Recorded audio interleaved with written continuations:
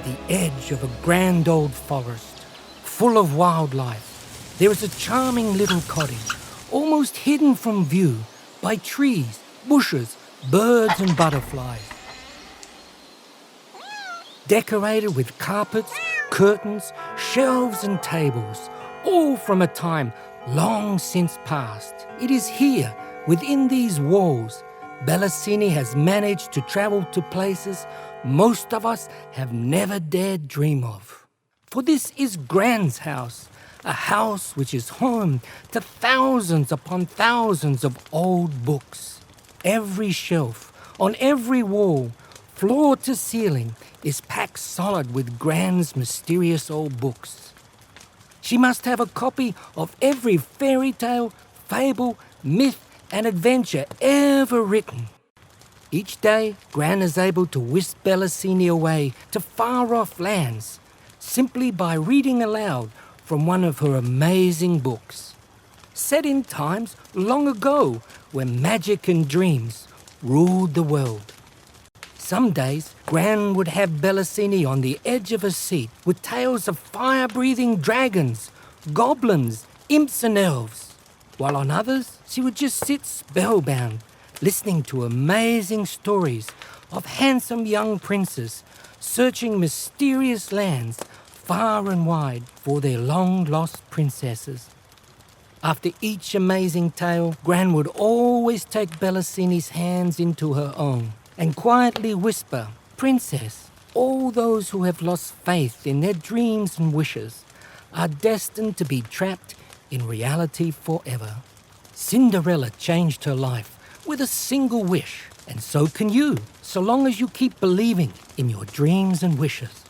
Gran did not believe that wishes should be saved until your birthday, a rainbow or a falling star. She would always tell Bellasini, "You can never make too many wishes." And what was wrong with the world today was that too many people had lost faith in their own dreams. Gran truly believes if we all keep wishing long and hard enough, all our dreams and wishes really will come true. So each day, with her hands firmly clasped inside Gran's, Bellasini would close her eyes, look towards the heaven, and recite her ever-growing list of wishes. Each afternoon, after hearing one of Gran's amazing stories and making her wishes, Bellasini would accompany Gran on her walk through the magnificent rainforest, across the road from her cottage. Together, they must have walked through that forest more than 1,000 times, yet Bellasini cannot remember a single visit where Gran did not reveal something new, a plant, flower, bird or small creature which had gone unseen on all previous visits.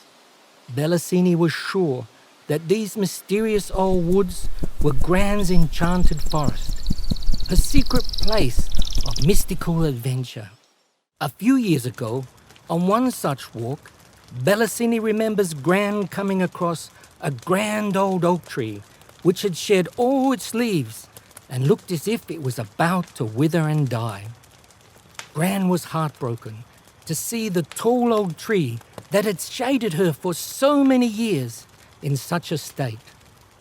Bellasini will never forget the emotion on Gran's face as she tenderly wrapped her arms around its ailing trunk, causing the 2 teardrops which had welled in her eyes to splash down on the exposed roots of the dying tree.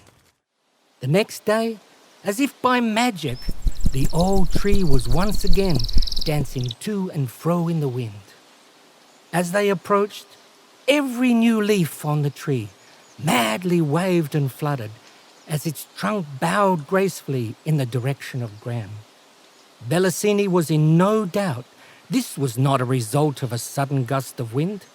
The magnificent old tree was merely expressing its gratitude to the kind-hearted angel who loved and cared for all the creatures of the forest.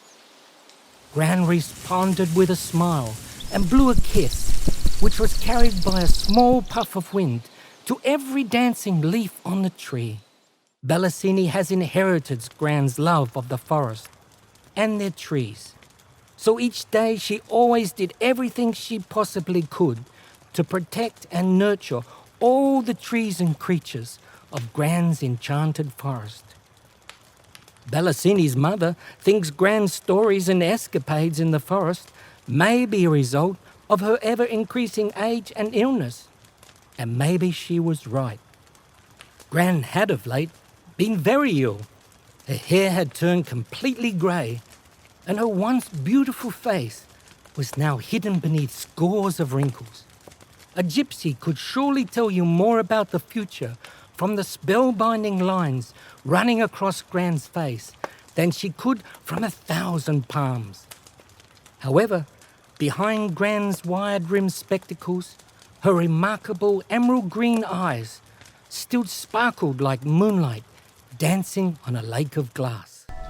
Each day, after her walk in the forest with Gran, Bellasini rushes home to chat online with all her friends about all the different things she may have discovered with Gran that day.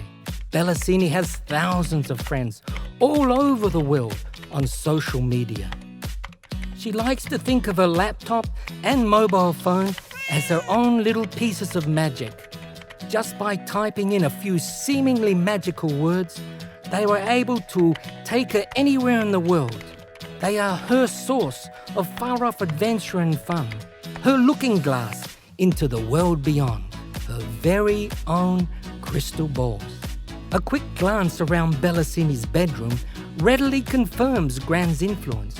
It is filled with dolls and figurines from countless movies and books.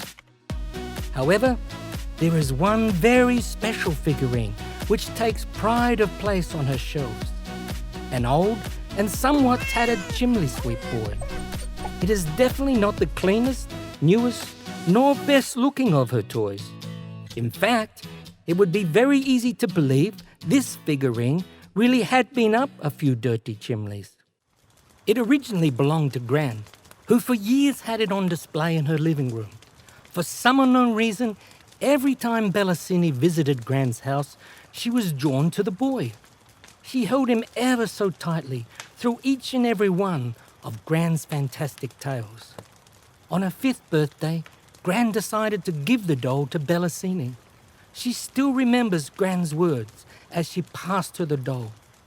Never judge anybody by his or her appearance. Their true beauty will always lay hidden within. Bellasini's parents live next door to Gran, so her upstairs bedroom window opens up over the rainforest.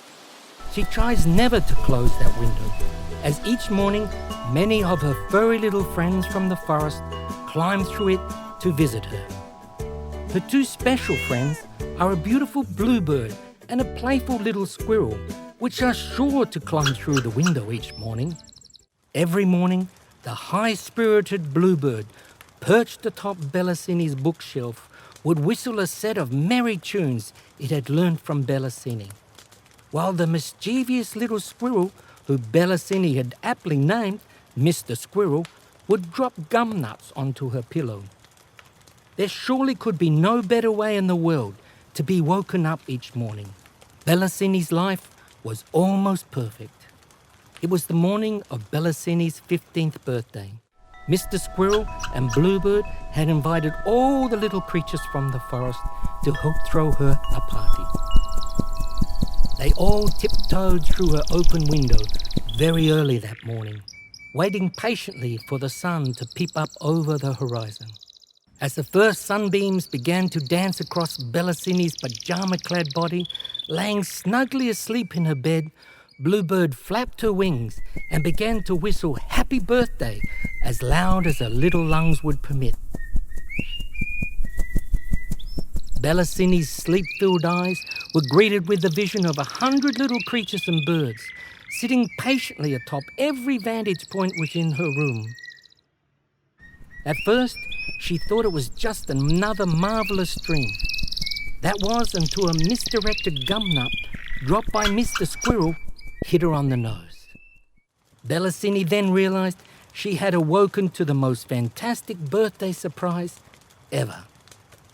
As she sat up in bed, all the little creatures rushed forward to present her with their special gifts. There were red flowers, yellow ones, pink ones and blue, along with gifts of marbles, buttons, shiny stones, and even a little lost shoe. Her room was filled with the excited chatter and song of 100 different birds and animals, all vying for her attention. While singing and dancing around the room, Bellasini kissed and cuddled every little creature that was helping make this the most exciting birthday surprise ever. In fact, she was so excited, she almost forgot about the time. After quickly taking a shower and throwing on her clothes, she hurriedly gave each and every little friend, old and new, one last kiss and cuddle goodbye. They all sat ever so quietly, watching her every move as she turned to wave goodbye. Oh, how Bellasini wished they could understand her, for then she could tell them how dearly she loved them all. Although, just maybe, the heartfelt smile on her face as she waved goodbye expressed more love than any words she could have spoken. Birthday or not, Bellasini knew she would have to hurry, as she still had a lot to do before school. So she lovingly blew them all one last kiss and headed downstairs for breakfast. As she arrived at the foot of the stairs, her mother called out, "Happy birthday, Pumpkin." Her mother always calls her Pumpkin. Cinderella is Bellasini's favourite fairy tale princess. As a young girl, she would steal little pumpkins from her mother's pantry to store in her room. Once there, she would sit for hours wishing for her fairy godmother to appear and change her pumpkin into a beautiful horse-drawn carriage which could whisk her away to some far-off adventure-filled land. Bellasini still idolizes Cinderella, believing her to be the most perfect fairy tale princess there has ever been. In fact, she still keeps a small pumpkin on her dresser. She has never stopped wishing that maybe one day, even if it was just for a day, she will be able to follow in the footsteps of her beloved fairy tale princess. Just as Bellasini was about to step through the kitchen door, a deafening bang and crash of plates stopped her dead in the tracks. As she peered in, her eyes were greeted with a very unfamiliar sight. Her usually well-organised and spotlessly clean mother was standing motionless in the middle of the kitchen, covered from head to toe in a sticky combination of flour, eggs, milk and chocolate. The room was thick with flour dust, while the shelves, walls, ceilings and floors were covered with the same sticky goo and dust that covered her mother. There was not a square inch in the entire kitchen which was not coated with this sweet-smelling ooze. "Mum," uttered Bellasini, trying to hold back her laughter. What happened?" The ghostly, flour-covered silhouette of her mother fell back into one of the kitchen chairs. "It was supposed to be a birthday surprise breakfast, Pumpkin," she sighed. "It all started with the electric mixer. As soon as I put all the ingredients into the bowl, for no apparent reason, it just sped up and splattered them all over the walls. I couldn't turn it off. I had to rip the plug out of the wall. So I decided to mix the ingredients by hand. That worked, but when I placed the muffins in the microwave, the plate at the bottom span so fast it flew them out all over the place. So I tried just cooking your muffins in the oven. You're not going to believe this, but when I put the muffins inside to cook, the oven fan suddenly started to spin 1,000,000 miles per hour, blowing the mixture all over the walls and ceiling. Everything, and I mean everything electrical, has suddenly gone crazy," she concluded, throwing her hands up into the air in disbelief. As Bellasini's eyes began to scan the room, the extent of this cooking disaster became obvious. Cautiously tiptoeing into the kitchen, trying to dodge the sticky drops of cake mix falling from the ceiling, past the juicer which had splattered its contents all over the walls, she reached over and turned off the howling coffee grinder. Then stepping over the electric can opener, which had fallen to the floor after spinning a full can of beans everywhere, she pulled the plug on the electric kettle, which was still spewing boiling water and steam throughout the room. Desperately trying to hold back her laughter as she caught the toast shot across the room by the toaster, she chuckled. "Mum, I think you need to get Dad to take a look at these appliances." Still slumped in the kitchen chair, she explained that he was already at work. Apparently he'd been called into the office urgently during the night to fix some type of software glitch which was crippling the computers of the bank where he worked. "Well, don't you think we should at least call him?" continued Bellasini, tiptoeing through the sticky mess, trying not to touch anything. Throwing her hands once more into the air in despair, her mother explained the phone didn't work either. It appeared that everything electrical in the house had developed some type of crazy technical glitch. As she listened to her mother's desperate explanation, Bellasini attempted to call her father from her mobile phone. However, it too had gone faulty. "I would really love to stay and help you clean up, Mum," explained Bellasini, scanning the enormous mess. "But I am already running late for school." As she was hastily cramming the slices of toast she had caught earlier into her bag, she leaned forward, kissed her mother goodbye, and headed to school. Each morning, Bellasini takes a shortcut through the rainforest to school. It did not really save her any time, as she would spend any time she saved playing with the little friends and birds along the way. However, there could be no better way to start a school day than to follow the cobblestone path through the middle of Gran's enchanted rainforest. In recent times, Bellasini had met a new friend in the forest named Clint, a little 5-year-old boy who had been diagnosed with cancer. He is undergoing treatment each day at the local hospital. However, the treatments are making him very sick and tired, and now he has a lot of trouble just walking a few steps. The only way he is able to get to the forest each day is with his mother pushing him in a little wheelchair. Still, every morning that he's well enough, Clint insists his mother bring him to the forest to see Bellasini and her animal friends. He loves the way she is able to call over all the different creatures and feed them. Clint knew today was Bellasini's birthday, and even though he was feeling the pain of his illness, he pleaded with his mother to push him to the forest. "Bellasini, Bellasini, I've got a birthday present for you," called out Clint from his wheelchair. "Wow, you've got me a present," she excitedly responded, lifting him from his wheelchair. "What have you got me?" He leaned back in Bellasini's arms and pulled out a small flat parcel which he had obviously wrapped himself. "Well, thank you very much," smiled Bellasini, giving him a kiss on the cheek. What could this be?" she asked playfully, gently lowering him back into his chair. "You have to open it, Cini," replied Clint with a cheeky smile. "I'm not going to tell you. It's a surprise." "Wow, I love surprises," giggled Bellasini, as she slowly started to unwrap Clint's secret present. She carefully lifted every piece of colourful tape so as not to tear a single piece of Clint's homemade wrapping paper. "Faster, faster, Cini," shouted Clint, growing impatient with Bellasini's games.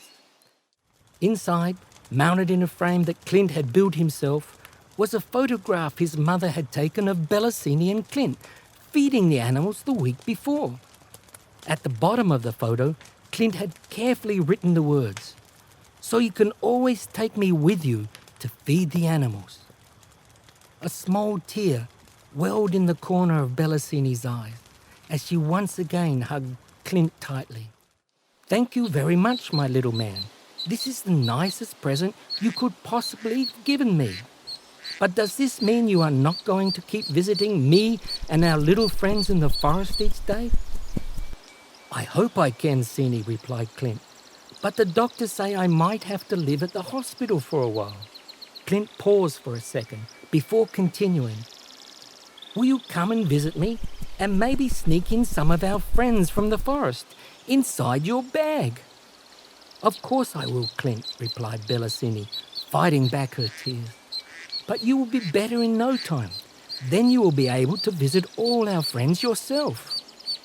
"I hope you're right, Sini," replied Clint, glancing down at all the little creatures which now surrounded his wheelchair. Bellasini took the toast that she had earlier put in a bag and gently placed it in Clint's hand. "Come on, Clint. I think our furry little friends are waiting for their breakfast." Clint loved feeding all the creatures of the rainforest.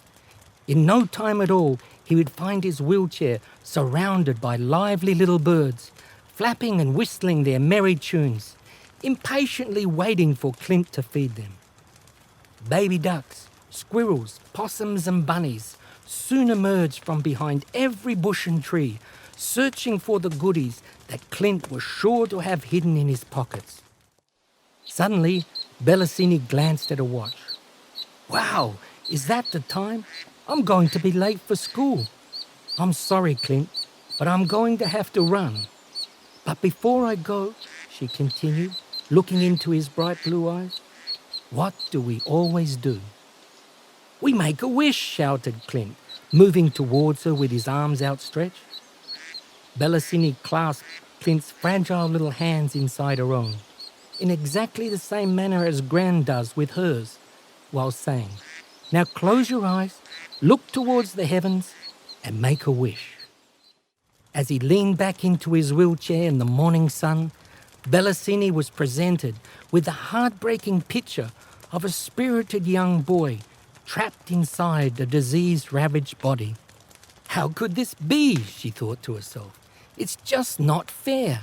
She felt so helpless.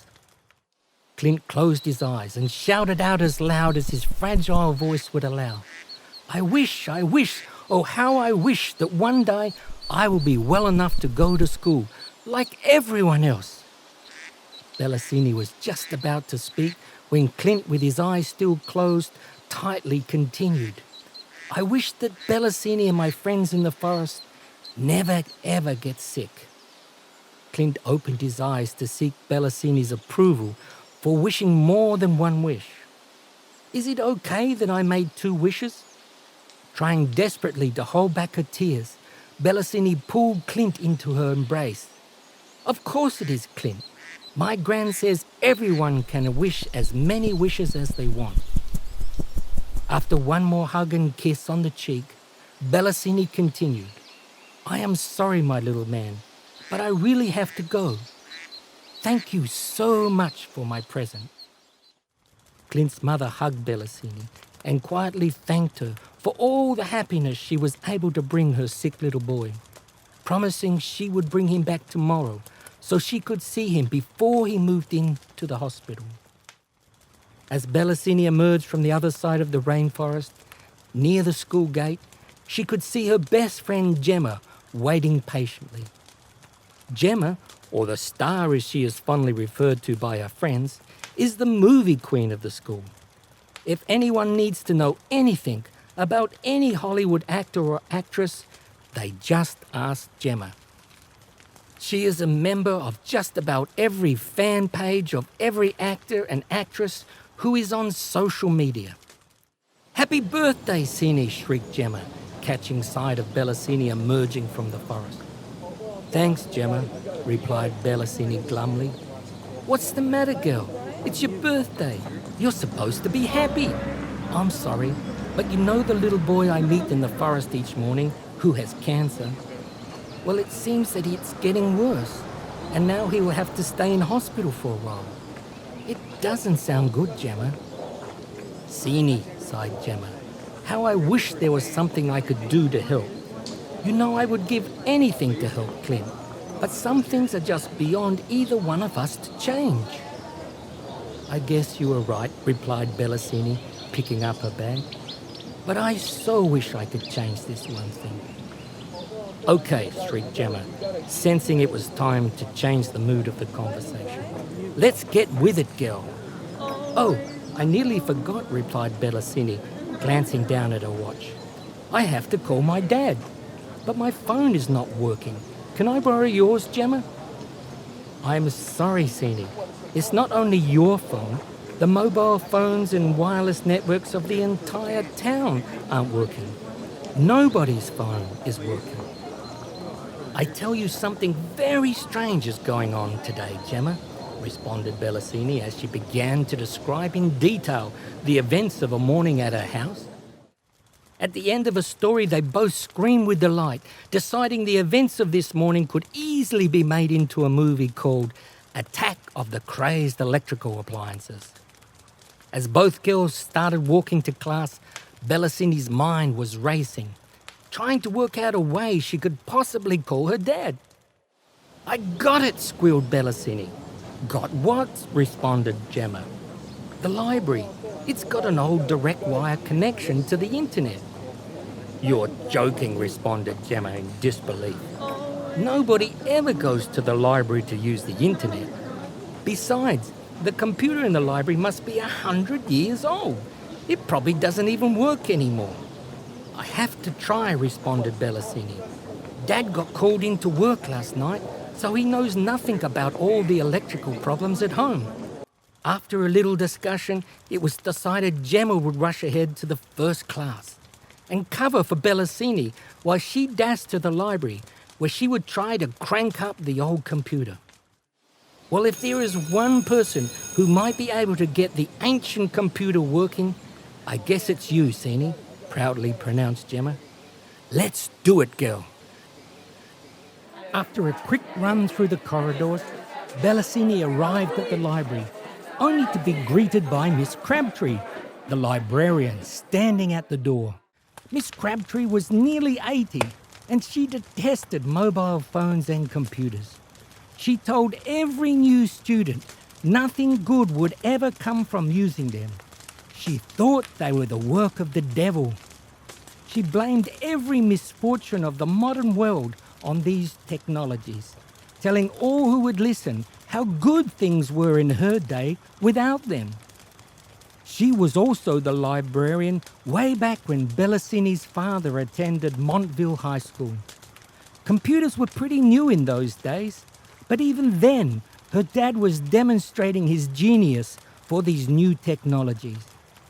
Miss Crabtree would always tell Bellasini, nothing good will ever come of your father while he continues to play around with computers for a job. It did not matter how many times Bellasini tried to show Miss Crabtree how much information and knowledge you could access with them. She would always just turn her back and walk off, muttering that they will just deaden your brain.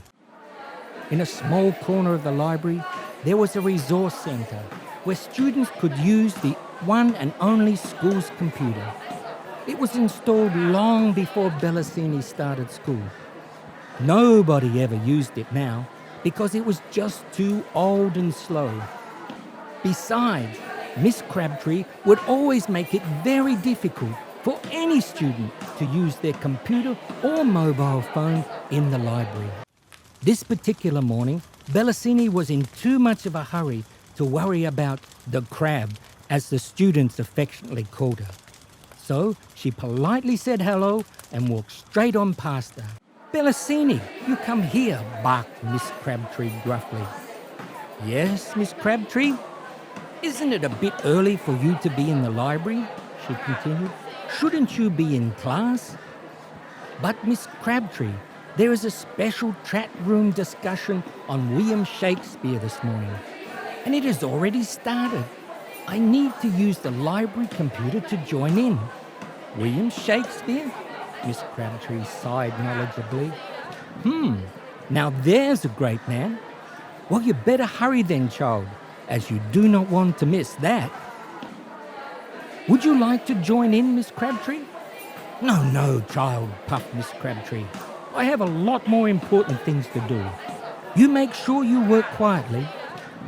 "Yes, miss," mumbled Bellasini, turning to continue her journey to the resource centre. The old computer was covered with a thick layer of dust, which Bellasini had to brush off before she could get to the keyboard. The computer was very, very old. Luckily, however, Bellasini's father had had a similar one when she was a small child. She had played hundreds of games on it, so she had a pretty good idea how to get the old machine going again. Switching on the power, the old machine sounded like a broken-down aeroplane trying to take off as old hard drives slowly came to life, one by one. "Great, it's working," mumbled Bellasini under her breath. "Now let's see if this old internet connection is working." Typing in a few commands, she was able to bring up the internet, and with a few more, she was finally connected with her father at the bank. "Happy birthday, Pumpkin," were his first words. "Thanks, Dad. I missed you this morning." The father apologized, explaining that someone had sent a computer virus to the bank at exactly 12 o'clock last night. It had come in as a happy birthday message and was now attacking all the records and files of the bank. The owner of the bank, Mr. Ritchie, insisted he come into work immediately or else. "So have you fixed it?" "I wish," anxiously replied her father. "I'm afraid this one is unlike any virus I have ever seen before. It is constantly changing. It is acting as if it's got a mind of its own." "You will come home for my birthday tonight, won't you, Dad?" "I hope so, Pumpkin. However, if this virus gets into the accounts of the townspeople, all will be lost for the entire town. Mr. Ritchie disconnected our backup systems last month to try and save some money. I told him this would happen, but he wouldn't listen. Luckily, I have..."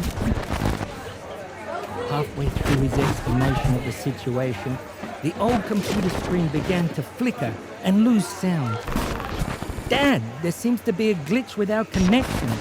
Hello, Dad? Dad, are you there?"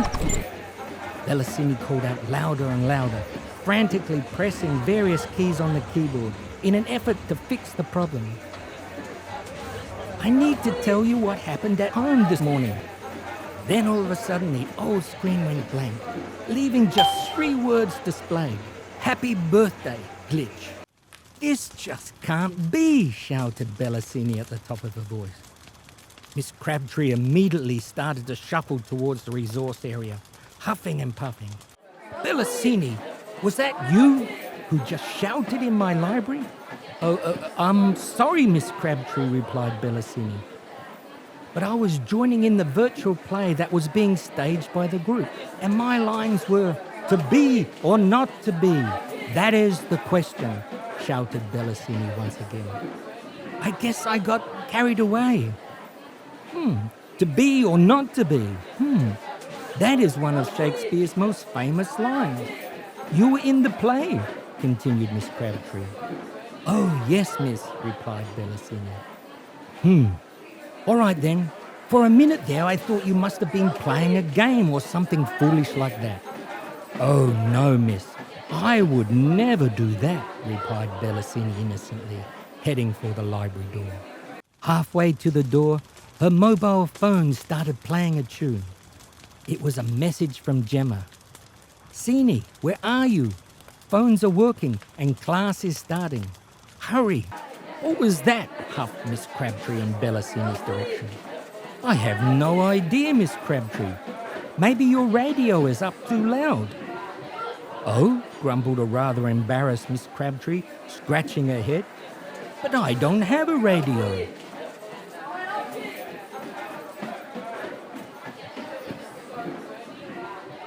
Bellasini's first class was computer science, her favourite subject.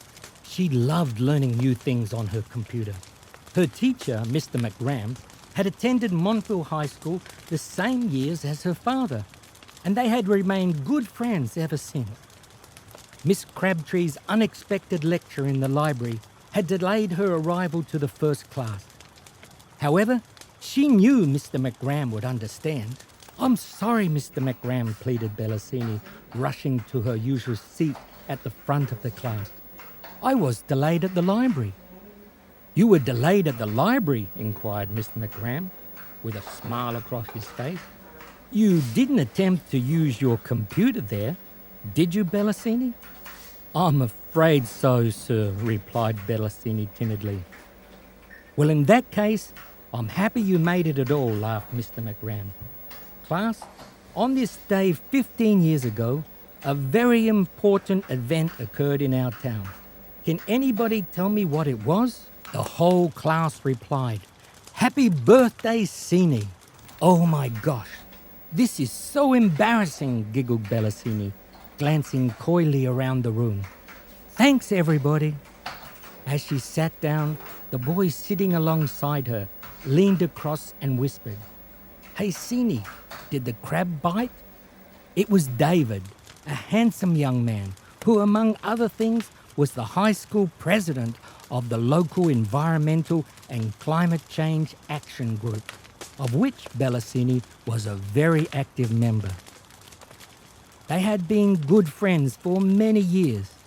However, when it came to the subject of computers, there was a fierce but friendly rivalry between them. No, but I don't think I should go back there for a while, replied Bellasini. So, are you and Gemma going to the arcade after school today to watch me beat your high score on Dragon Prince? Confidently inquired David. In your dreams, laughed Bellasini. But today I can't. My mum's organising a special dinner for my birthday. Sorry. David hated the fact that Bellasini, a girl, may have been better than him when it came to computer games. Her unbeaten high score on Dragon Prince, which was the latest and greatest game at the arcade, was a painful reminder of Bellasini's amazing computer skills. He spent many hours at the arcade trying to beat her score, all to no avail. Bellasini thought it was just a crazy boy thing, but still, she did enjoy the attention. Mr. McGram suddenly projected his voice loudly towards the whole class. So class, today is the day you have to hand in your final assignments. Have we all finished them? He was very proud of all his students, as they had always scored very high marks in the national exams. But, much to his disappointment, he had never taught the top student of the country. This was his wish and lifetime dream. Most of the other teachers and students thought it was a pipe dream. Montville High was a small town school with very few resources, especially when it came to computers. The winners of the national exam had always been from large, well-equipped and funded private colleges. This year, however, he just knew Bellasini could do it. She was the brightest computer student that he had ever taught. If ever he had a chance to produce the #1 student in the country, this was the year. Class, what I want you to do this morning is to download your assignments off your laptops into my folder on the school network, Mr. McGram instructed. Any questions? Then let's get started. The clatter of keys soon filled the room as students began to transfer their assignments to the main school server. Suddenly, the room filled with shouts of disbelief as one by one in quick succession, each student's computer began to flicker and crash. What's the problem? Asked Mr. McGram. There seems to be a glitch or virus in the school's network, somebody shouted from the back of the class. Let me have a look, bellowed Mr. McGram across the room as he hurried to one of the students' computers. Just as he got there, the computer went blank, leaving just 3 words on the screen. Happy birthday, glitch. Mr. McGram quickly typed in a few commands, but there was no response from the computer. Everybody disconnect from the network now, he bellowed once more across the room. But it was too late. One by one, each computer displayed the same message. He quickly rebooted one of the students' computers and began to type in a few instructions to check its programs. He did the same on 2 others before finally shaking his head in disbelief. I'm afraid, class, we have all picked up some type of computer virus, which seems to have wiped out our hard drives. There was a stunned silence among the students. Everyone had lost their final assignment. Mr. McGram spent some more time trying to repair the virus, but it was to no avail. Finally, he turned to the class and asked, "Has everyone got a backup of their assignments at home or in the cloud?" All but a few students replied, "No," in loud disbelief. Bellasini had backed up her assignment the previous evening and was just about to raise her hand when that little voice inside her head that we all hear from time to time advised her not to. Some people call it their conscience, while others just call it the little voice in their head. However, on this day, Bellasini heard the voice loud and clear. "My conscience is right," she thought to herself. "How can I raise my hand when all my friends have lost their assignment?" "Mr. McGram," called out Bellasini, "my dad was called into the bank last night to repair a virus that is attacking their computer files. Maybe it's the same one, and just maybe he has already fixed the glitch." A dejected Mr. Ram slowly stood. "I hope you're right, Bellasini, because right now we all need a miracle." As he walked out the door to telephone her father, Bellasini thought to herself, what sort of person could be so mean to name a virus the happy birthday virus on her birthday? After a few minutes, Mr. McGram returned. "I'm afraid I have some bad news for everyone. The virus is much worse than I thought. It appears that it won't be able to be repaired by tomorrow. So I'm afraid you will all have to redo your assignment." He went on to explain he had also spoken to the National Education Board about the problem, and they had allowed another week for students to redo their assignment. However, only the assignments that were submitted by tomorrow would be eligible for the National Student Computer Awards. "Will anybody be able to submit their assignments by tomorrow?" he asked, turning in Bellasini's direction. Bellasini glanced around the room to find only 2 hands raised, so again she decided to leave hers down. "Okay then, it would appear we all have a lot of work to do, so we had all best get started," announced Mr. McGran. Bellasini could see that Mr. McGran was feeling a sense of loss on behalf of all the students.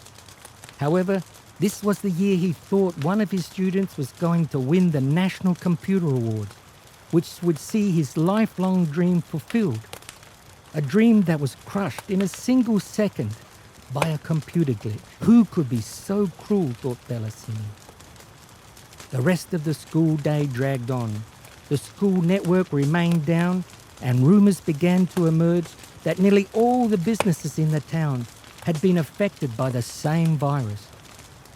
Chaos was gripping the small township of Montville as telephone and electricity service began to fall victim to a network glitch. There was no doubt this had been the most horrible birthday Bellasini had ever experienced. She was glad to be heading home and was looking forward to stopping in at Gran's house. If there was one person who could cheer her up, it was Gran. From the moment Gran opened her front door, Bellasini started a very animated explanation of the events of her day. The kitchen appliances, my computer at the library, the computers in my class, and Dad's computers at the bank. It was awful, Gran. Who could do such things on my birthday? Glitch, responded Gran. I think it's a little more than a glitch, Gran. No, Princess, laughed Gran. I don't mean you have a little glitch in your computer. I mean Glitch is back. Glitch? Quickly responded Bellasini. Glitch is a real person? Princess, sit down and I will explain everything. But first things first, happy birthday. and may all your dreams and wishes come true from this moment on." Gran reached into her apron pocket and removed an old brass key, which looked as if it belonged in one of her fantastic tales. She used it to open the bottom drawer of a very old chest in the corner of the room. Inside was a small wooden box, covered with unusual carvings. "Today is a very special day, Princess," said Gran, lifting the box from the drawer. "You are the first girl in my family to come of age. So, I have 2 gifts for you today. The first present is easy, as I will give it to you. However, the second you must find and take yourself. I cannot help you. Gran, I could never take anything from your house without you first giving it to me," responded Bellasini. "But what you will take would never have been mine to give," replied Gran. "If you can find it, it was always yours."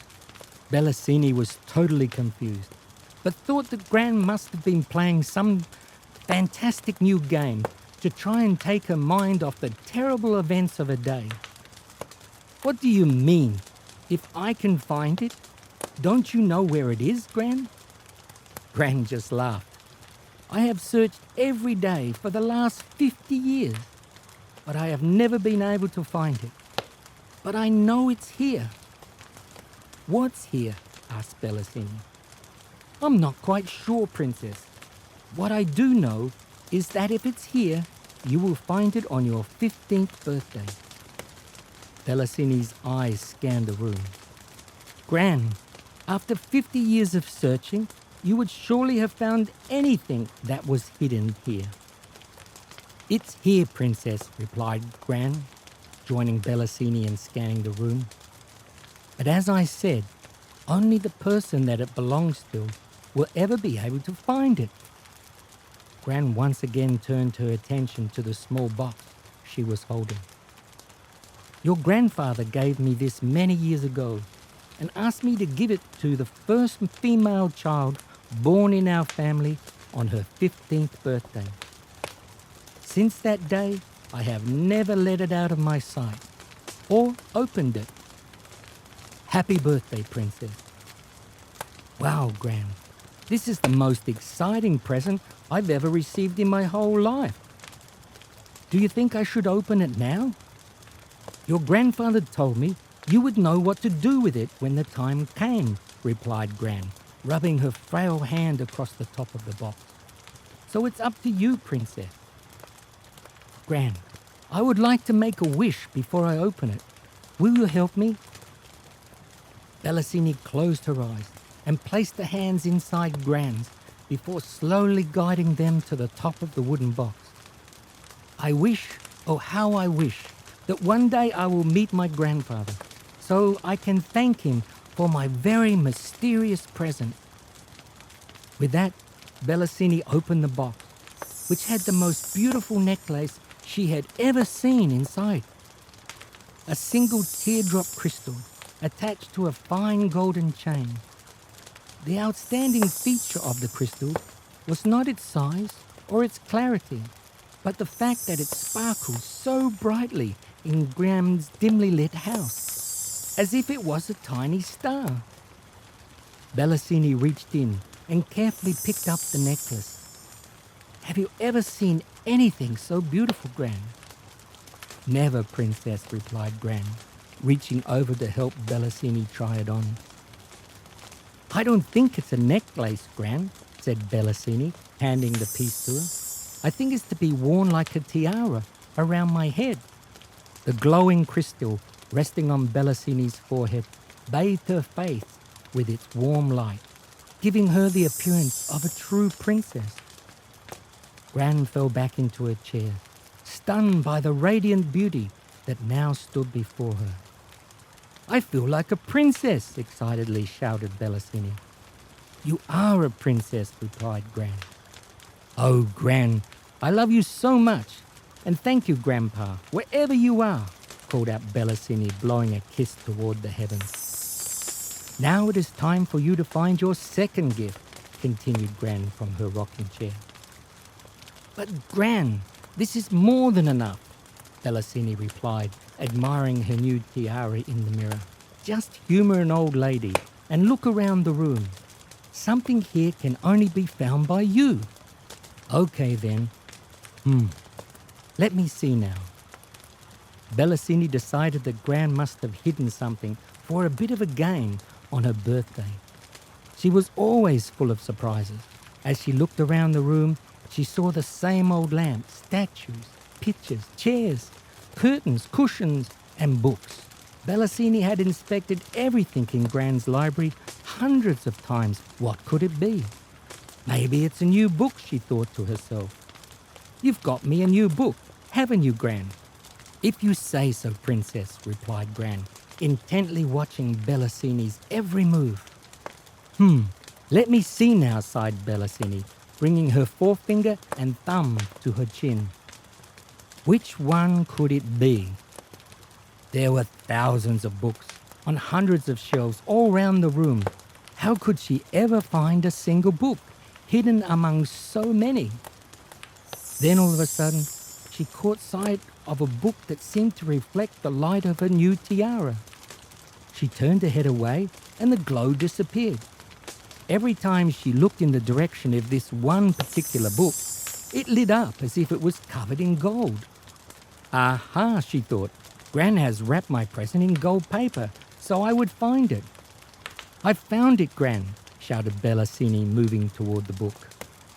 Oh my gosh, Princess, you have, shrieked Gran, raising herself from the chair, only to fall straight back in. Then it must be true. What's true, Gran? Asked Bellasini, removing the book from the shelf. No one has ever laid eyes on the book before, whispered Gran. Up until this very moment, it was thought to be a myth.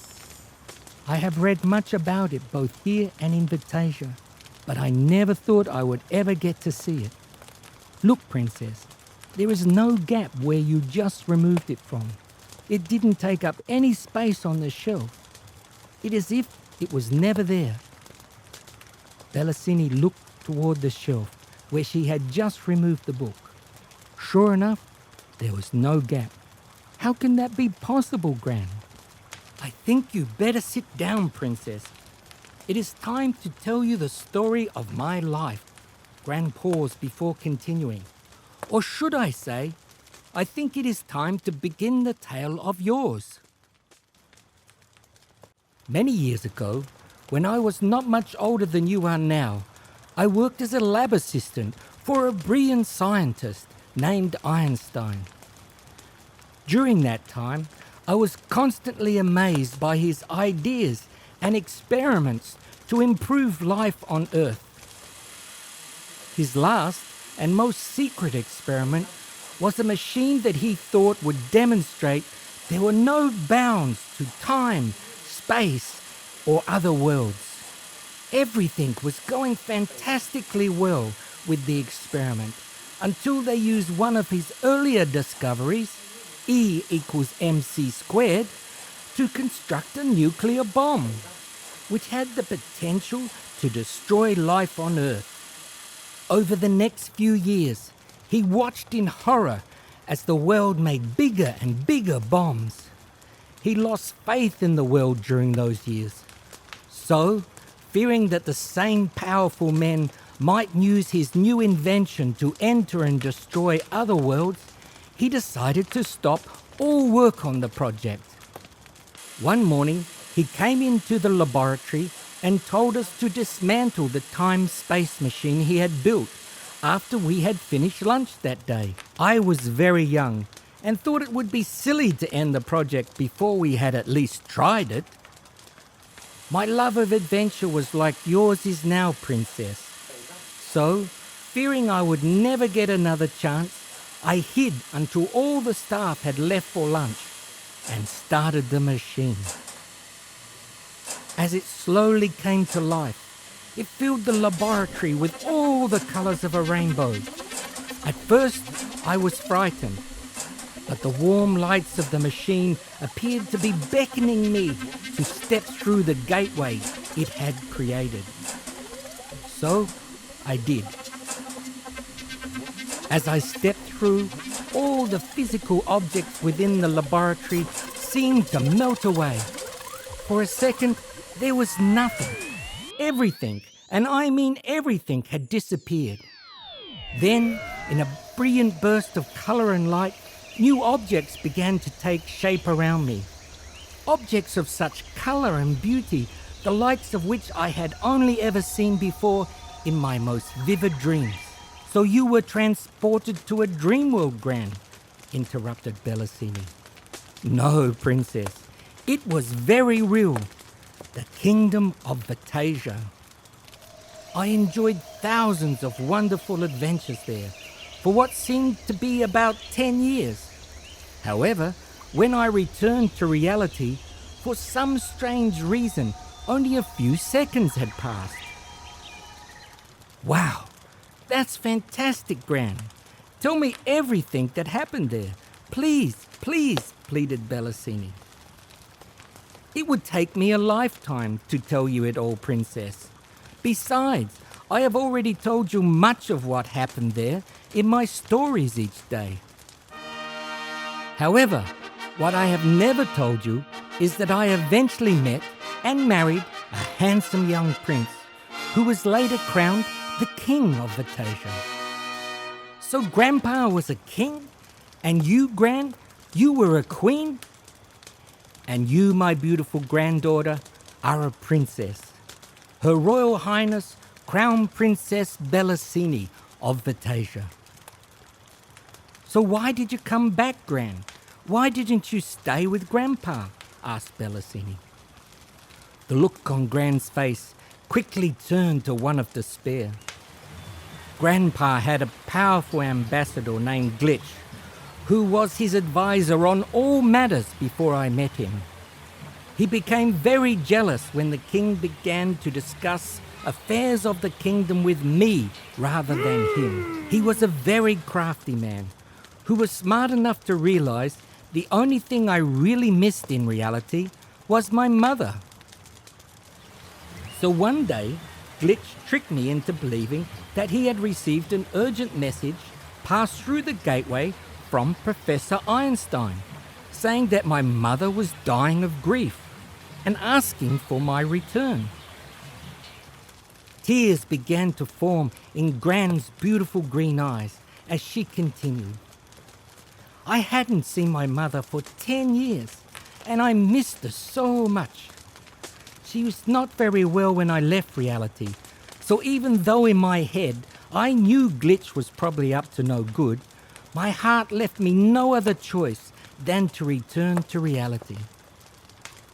I knew if I told the king, he would worry about my safety and talk me out of returning, so I mapped out a plan to slip back through the gateway during the night without anyone knowing. I thought once I got home, I could convince my mother to return through the porthole with me to Virtasia. So, that evening, I got changed back into my old work clothes and slipped out of the palace. The only one who knew I was leaving was my good friend Zack, continued Gran, looking at an old pencil drawing of a small bird hanging above the fireplace. Who's Zack? Asked Bellasini. He's the most mischievous little bird you will ever meet in your entire life, replied Gran with a smile. But he was also my most loyal and trusted friend. So what happened next? I went back to the exact spot in Virtasia where the machine had delivered me 10 years earlier and stepped through the shimmering portal. Virtasia instantly disappeared like a dream that never was, and I was returned to the cold grey surroundings of the empty laboratory in reality. However, there was not a single worker anywhere to be seen.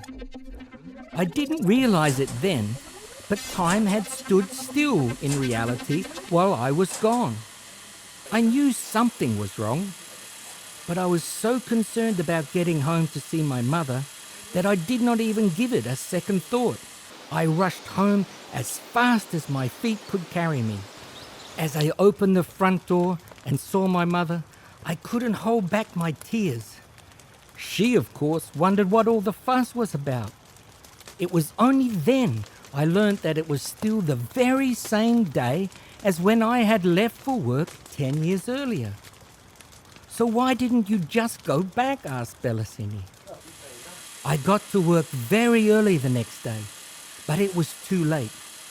Einstein had already dismantled the gateway and destroyed its plans. No one at the lab, not even Einstein, believed my story. They all thought it was a crazy dream. So they refused to rebuild it for me. After a few weeks, I realized that I would never see my husband or Virtasia again, although sometimes I can still catch a glimpse of them in my deepest dreams." "So what has this book got to do with all this?" asked Bellasini, glancing down at its cover. "Book?" she laughed. "The name of this beautiful golden book is Book?" "It's much more than a book," replied Gran, rubbing her frail hand across the brilliant gold cover. "Legend has it that this book is a soothsayer, containing the knowledge and wisdom of all things, from all worlds, from the very beginning to the very end of time." While Gran continued talking, Bellasini tried to open the book. However, no matter how hard she tried, it would not open. "Gran, how am I ever going to read this book if I can't get the darn thing open?" Gran moved closer and explained, "Book is not here to be read like a normal book. Its role is to provide the answer to any question its owner sought to ask." "So who is its owner?" asked Bellasini, holding the book up with both hands. They both stood in silent disbelief as the book drifted out of her hands and began to float unaided in front of them. Slowly, the cover opened to reveal written inside, "This book belongs to the princess born of both worlds." "That's you, princess," excitedly exclaimed Gran, glancing down at the book. "But I'm not a princess born of both worlds, Gran. I'm just a princess in your eyes," responded Bellasini hesitantly. "And you will always be a princess in my eyes. However, you are the granddaughter of the King of Virtasia and myself, who was born in reality. That surely makes you a princess born of both worlds." "Maybe you are right, Gran, but what difference does it make? How will I ever get to see Virtasia?" sighed Bellasini. "The gateway has been destroyed." With that question, the pages of the thick book began to turn once more. Over and over they flicked, before finally stopping at the center 2 pages. There, on the center 2 pages, were detailed pictures of 2 jewel-encrusted golden bracelets. The bracelets on the left had the word Virtasia elaborately engraved inside, while the identical bracelet on the right-hand page simply had the word Reality.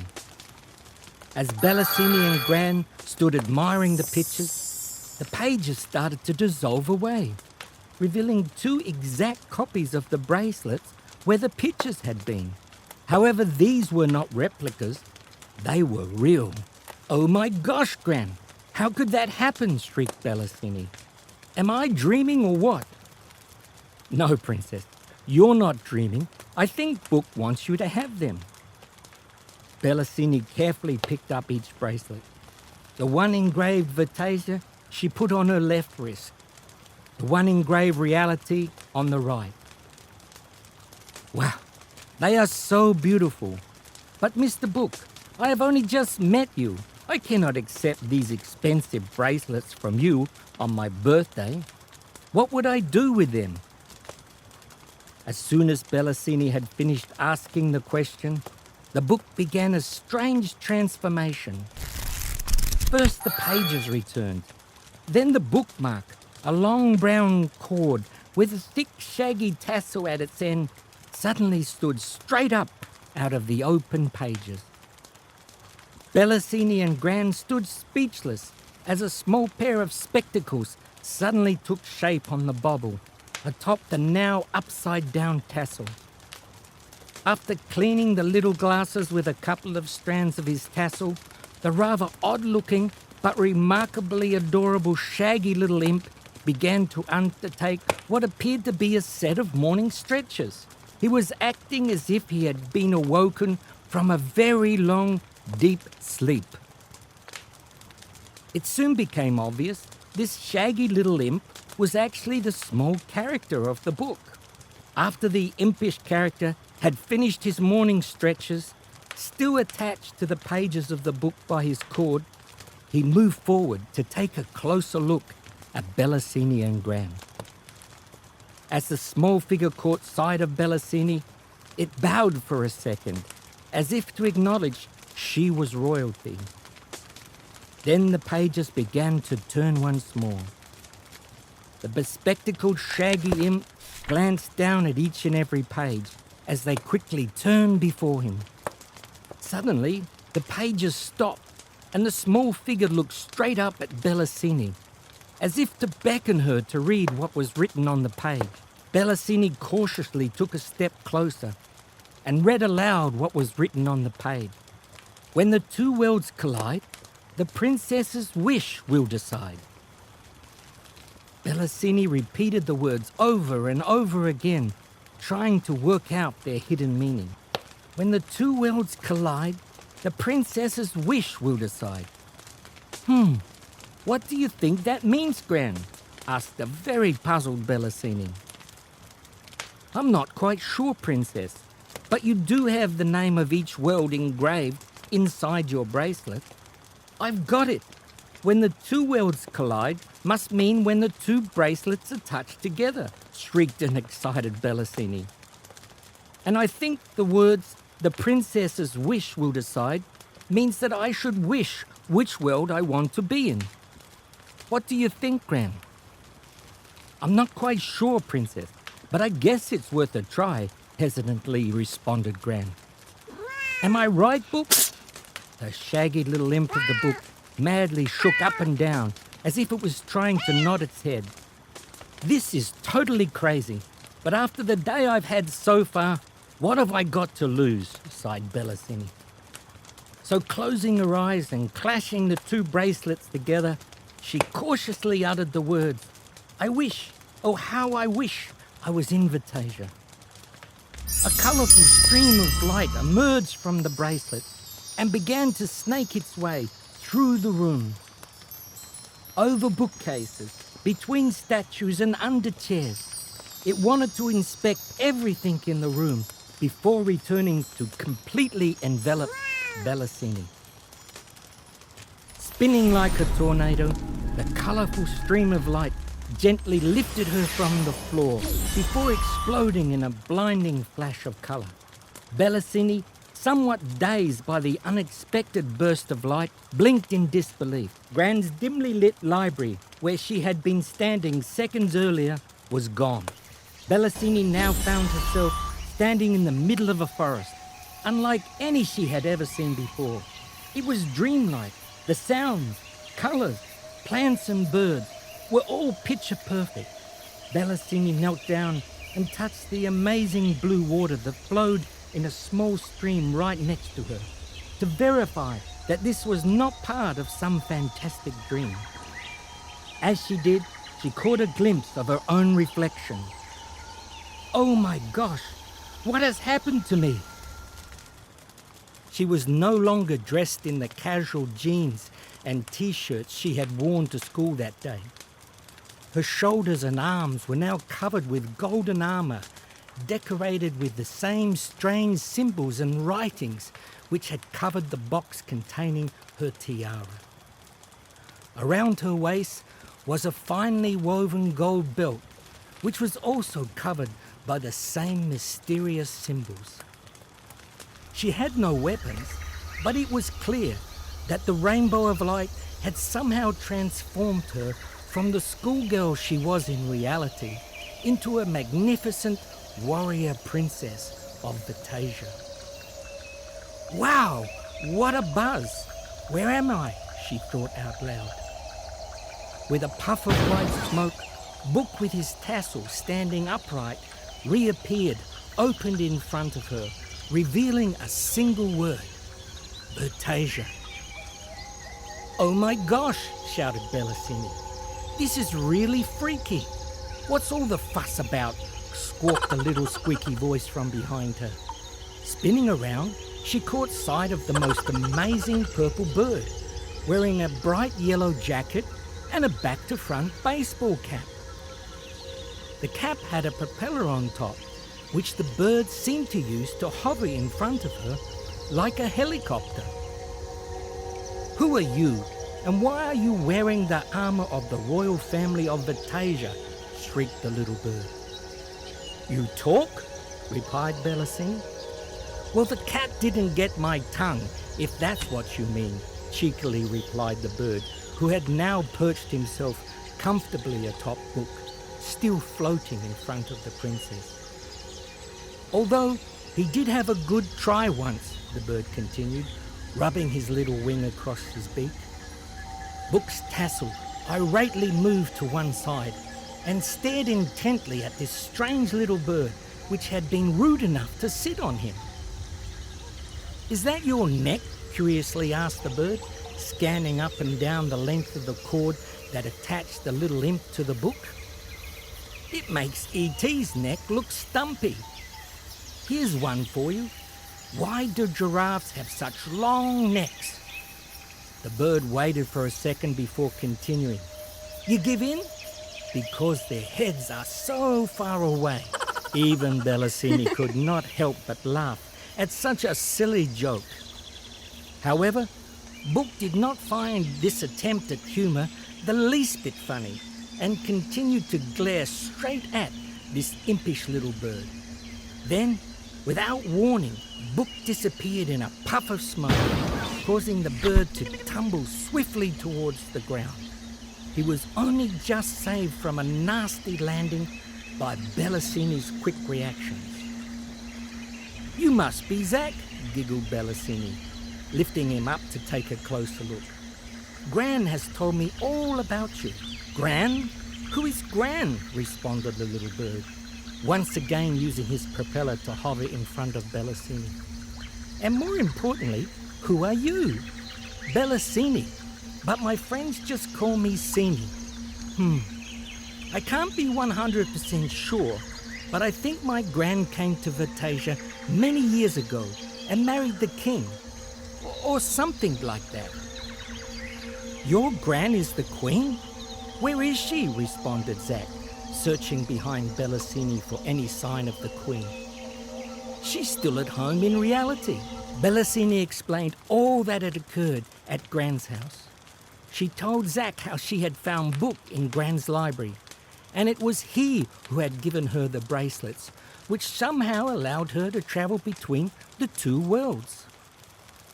She finished by telling Zack that Gran thought a person named Glitched, living in Virtasia, may be trying to ruin her family and friends' lives by sending computer viruses to reality.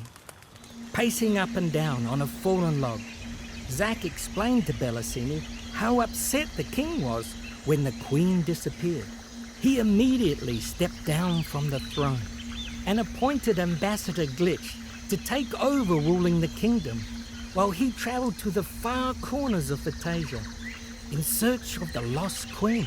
"He is a very wicked man, princess," continued Zack, shaking his head. "He has brought only darkness and despair to Virtasia, and it would appear he now wishes to impose this same doom and gloom on reality." "But how did you get here, princess?" "Before the queen disappeared, she talked of a strange machine that had somehow allowed her to travel from her world to Virtasia."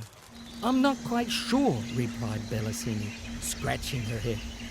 "The machine no longer exists. All I did was tap these two bracelets together and wish to be in Virtasia." No sooner had she finished speaking than Book reappeared in a puff of smoke, causing Zack to lose his footing and tumble backward off the log. Book's baubles stood up out of his pages and leaned over the log to view Zack lying head first on the ground. The bobble and tassels then began to wobble and shake in a very strange way as Zack tried desperately to climb back up onto the log. "Book, that was not very nice," scolded Bellasini. "If I didn't know better, I would guess you were laughing at poor Zack's fall." Book immediately ceased his giggling actions and turned to face Bellasini as if nothing had happened. "So what have you come to tell me?" Book beckoned Bellasini to read the words on his open pages. He explained she had wished to be in Virtasia as she touched the two bracelets together. If she wanted to return, she only had to wish it while again touching the bracelets together. "Oh my gosh," shrieked Bellasini. "I forgot I left Gran alone in her library. She's not very well at the moment, so I should return to reality as soon as I can. Why don't you come back with me, Zack? It would make Gran ever so happy to see you again." "See the Queen again? Is it safe?" asked Zack, rubbing his little chin. Bellasini posed the question to Book, who slowly lifted one corner of his cover, as if in deep thought. The words, "Zack, do you wish to travel with Bellasini back to reality?" appeared on his pages. "Of course I wish to go with the princess to visit the Queen." On hearing Zack's answer, Book's bobble nodded vigorously in Bellasini's direction. "Well, let's give it a go," shouted Bellasini. She immediately stood up, raised her hands in the air, and clashed the two bracelets together. "I wish, oh how I wish, Zack and I were back in reality." As the colourful beam of light once again emerged from the bracelets, Zack started to have second thoughts about his decision. "Hey, maybe we should think about this a little longer." But before Bellasini could do anything to stop it, she found herself back in Gran's library, in the clothes she had worn to school that day.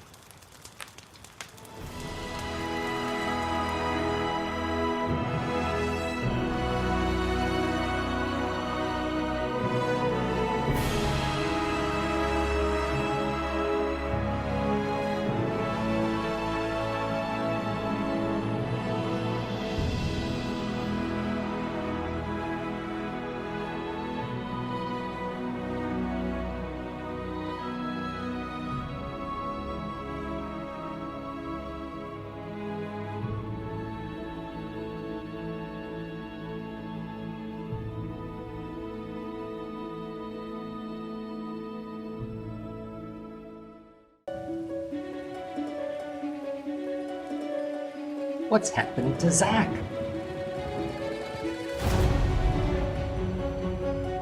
Is Book to blame?